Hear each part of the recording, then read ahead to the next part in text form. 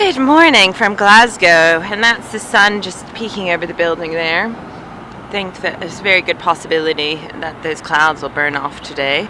Sky was rather clear before. I even have photos. The sunrise was magnificent. It was like something you'd see in a painting. It was so absolutely gorgeous. It's very quiet here now, strangely. It's not normally this entirely quiet, which is funny because the weather is fairly reasonable at the minute. It's very reasonable today. It's warm-ish. Well, it's not freezing. When I got here, the ground was quite icy, and morning.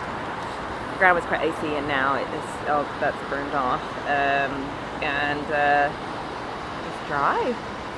So but it's one of these things that the space is really an in-between space. There are cafes over there. There's nothing really, and the benches are wet. So unless you're a runner or walking dog or something like this, they're really designed as passing through spaces.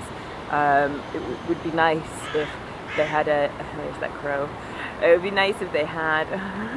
That's the crow that comes every day and perches right there. I can't zoom. Anyway, that crow's here most days. Usually on that lamppost or on the one behind me, and it usually yells at me. So Native American mythology, that's supposed to be quite significant, which I think is a nice thing to connect into.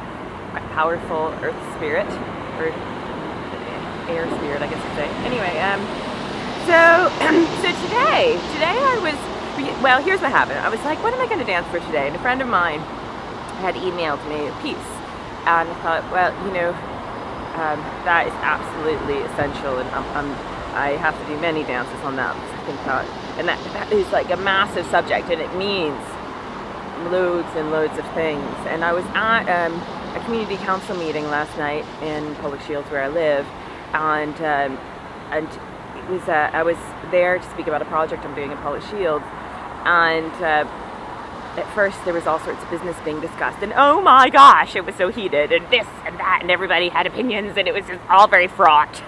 It was all very fraught. And it was really interesting because there was a talk on introducing sexual health, how to introduce sexual health issues to young people. There's a big problem with STDs and with teenage pregnancy. UK is in terms of in the Western nations, does very poorly on those scales. America does worse, actually, but it's largely. Anyway, so there was that, and so I was listening to what they had to say about that, and then the normal issues of a community, antisocial behavior, what was the other thing, that was the big one, crime, things like this they were addressing. And we're very reactive within the context of what we do with these things, and for me, it was really interesting because everybody was like rah, rah, rah, rah, rah, rah, across the table. And I'm there just like sending light to everyone. Although, like, Lord knows I have enough opinions of my own. And so it came to my time to speak, and I just started speaking about this dance that I'm doing, and all of a sudden the light, like the room brightened a bit.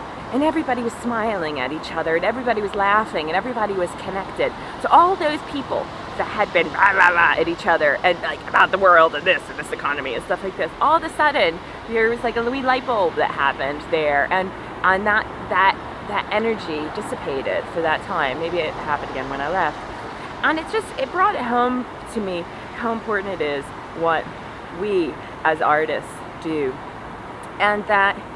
In particular, now, we need to be more creative. We need to use our best creative powers in order to do what we do, because it is so needed. Because I was thinking about the things they were addressing yesterday. I was thinking about sexual health, and I was thinking a lot of times when young people or old people or anything get themselves into dangerous situations is because they don't have a good sense of self-worth. I mean, education's part of it, absolutely, but being pressured to have sex early, or to have unsafe sex, or any of these other things, to take responsibility of having sex, is, I think, large sometimes down to the fact that not having a very secure sense in yourself, and being pressured to the point that you have to do that. And kids nowadays have so many it's so much more of a sexualized society, and as they point out last night, which is true, which is connected to National Women's Day, the things that were considered to be very hardcore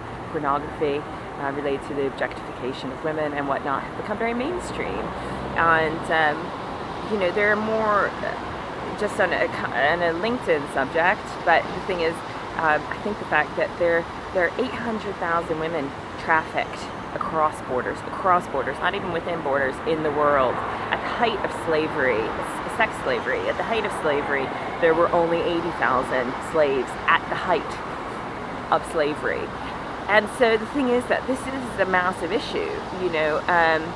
So that's one thing, and then the other thing about antisocial behavior, why somebody would choose to be violent within the context of their community because they feel disempowered, and crime is creative. It is creative force that comes out. So rather than this idea of punishing and judgmental and using force being which creates more disturbance and chaos within, ultimately to use the power that is to empower, and that is exactly what arts do.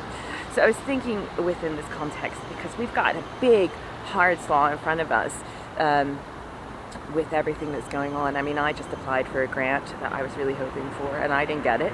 I don't know how I'm going to survive the next whatever. On a physical level, I'm a bit concerned. I'm kind of a zen with it, because I'm trying to be creative and open to other things, other ways to do that. But I do think in terms of what we do is really important. And I had this idea about 6 degrees of separation. That was the zen moment I had today. And I thought to myself, my goodness, if the whole world is theory of that we're all connected through 6 degrees of separation, that means that we're connected to the whole world. So I think this idea of sharing in a positive way what you do with who you know in order to create that sense of ownership that it channels through you, is greater than you. This dance that I do it for myself, obviously. But the fact of the matter is that I choose to do it here because it does connect to something that is more than me, and I do feel that it is shifting energy. And so I think we need to challenge ourselves in that way, and whatever that means for you. And that's not just for artists. I think that's in general, that for us to really nurture the qualitative aspects of our life at a time when they are being threatened. Otherwise, I think it leads to longer term problems ultimately. So that was my thought for the day. So it's dancing for artists to be visionary, really more visionary than we've ever been before, because I think that we are one of the most powerful forces that can change and transform this world for better. So anyway, that's my message for today. And I'm going to go home now and do some yoga and some planning for myself. Anyway, have a good one. See you tomorrow.